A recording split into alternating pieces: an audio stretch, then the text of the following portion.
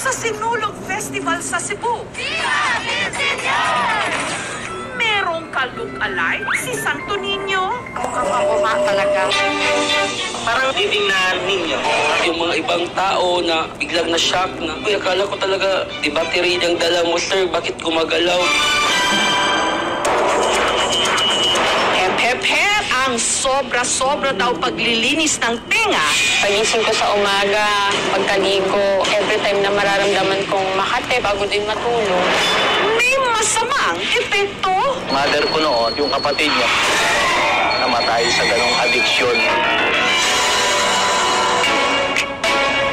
Kung ang butiki, kakainin ko yan kasi ito yung tunay na matapang. Ang vlogger na si Boy Tapang. What? Ipinakilala na ang kanyang girl Tapang. Ang ganda.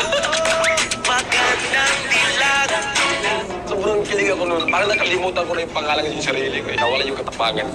Natingnan ko yung mga videos niya, na-amaze ako na, eto pala si Boy Tapang. Bulate. Kahit kumain ako mga kakaibang pagkain, hindi naman mabawal yung bunga ko. Kahit ko lang blast. Hindi ako nag-aalangan ng mag-kiss. Puso ko yung nabihat.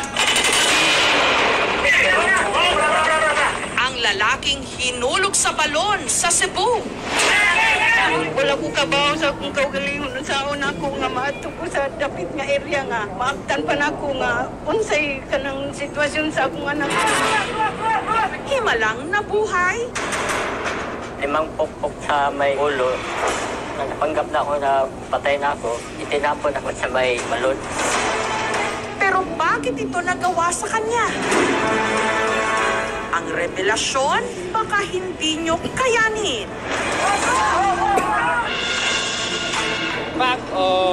Yan na. Pinay transgenders at ang kanilang pagpapapalit ng ari sa Thailand, naka-TikTok. Di ba lalakas, oh? Naglalakad kami, parang kami mukhang bibi. Hawak kami sa maleta na. Sabi ko talaga na, buo na talaga ako. May mga times na nakakapagsisi dahil sa kirot at sakit. Ayan na.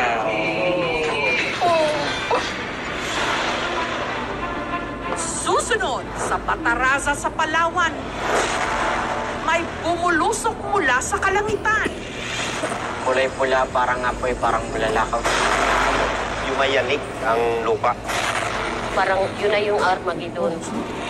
Para malaman kung bulalakaw nga ba ito, sinubukan ng mga residenteng tuntunin ang lugar na posible nitong pinagbagsakan.